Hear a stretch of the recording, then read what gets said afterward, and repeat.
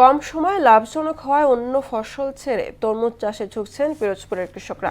তবে উৎপাদন ভালো হলেও ন্যায্য দাম না পাওয়ার অভিযোগ করেছে কৃষকদের। এদিকে লাভজনক হওয়ায় গত কয়েক বছর ধরে ঝালকাঠিতে তরমুজের বাণিজ্যিক আবাদ বাড়াচ্ছে। মৌসুমের শুরুতে প্রয়োজনীয় সার ওষুধের সংকট কাটিয়ে উঠলেও নতুন করে তেল সংকটে সেচ নিয়ে দুশ্চিন্তায় পড়েছেন কৃষকরা। নুরুদ্দিন ও রুহুল আমিন রুবেলের প্রতিবেদনে জানাচ্ছেন মাহমুদ আক্তার। দক্ষিণাঞ্চলের উর্বর মাটি আর অনুকূল আবহাওয়ায় পিরোজপুরে ব্যাপকভাবে বাড়ছে তরমুজ চাষ। জেলার উপজেলায় বিস্তীর্ণ জমিতে এখন সবুজ তরমুজের সমারোহ। এবছরে জেলায় ৩৯৬ হেক্টর জমিতে তরমুজ চাষ হয়েছে, যার আনুমানিক বাজার মূল্য ধরা হয়েছে ৩৬ কোটি টাকা। ১ বিঘা জমিতে তরমুজ চাষে খরচ হচ্ছে প্রায় ৩০ থেকে ৪০ হাজার টাকা। ফলন ভালো হলেও পরিবহন খরচ ও মধ্যস্বত্বভোগীদের কারণে কমে যাচ্ছে লাভের পরিমাণ।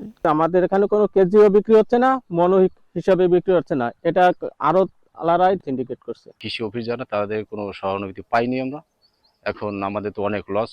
বাজারে সরবরাহ বেশি থাকায় দামেও পড়েছে প্রভাব। তাই আধুনিক পদ্ধতি ও সরাসরি বাজারজাতকরণ বাড়লে কৃষকরা লাভবান হবে বলে জানায় কৃষি বিভাগ। পিরোজপুর জেলায় এবছর ৩৯৬ হেক্টর জমিতে তরমুজের আবাদ হয়েছে। এর থেকে প্রায় ৩০ থেকে ৪০ কোটি টাকা বিক্রি হবে।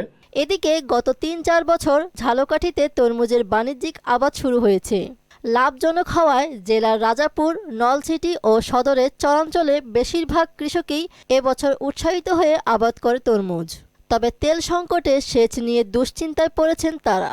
এদিকে যে হইছে আমরা সাইজ মতনই আছে আর কি, পানি কেজি দিলে ভালোই। তেল তুলা পাই না, এত আমাদের পিছনে আছি। দামটা ভালো পাই তাহলে আমরা ১.৫ কোটি টাকা বেচতে পারবো। ঝালকাঠিতে প্রতি বছরই তরমুজের আবাদ বাড়ছে। তরমুজের ভালো দাম পেলে কৃষকরা লাভবান হবে বলে জানায় কৃষি বিভাগ। তরমুজ চাষের জন্য যে কারিগরি পরামর্শগুলো দিয়ে যাচ্ছে এবং ভবিষ্যতে তরমুজের প্রসেসিং করে আমরা যেন আরো উন্নত মানের বিভিন্ন খাদ্য উপাদান তৈরি করতে পারি। চলতি মৌসুমে ঝালকাঠি জেলায় ১২৭ হেক্টর জমিতে তরমুজের আবাদ হয়েছে, যার বাজার মূল্য ২৫ থেকে ৩০ কোটি টাকা। মাহমুদা আক্তার, মোহনা সংবাদ।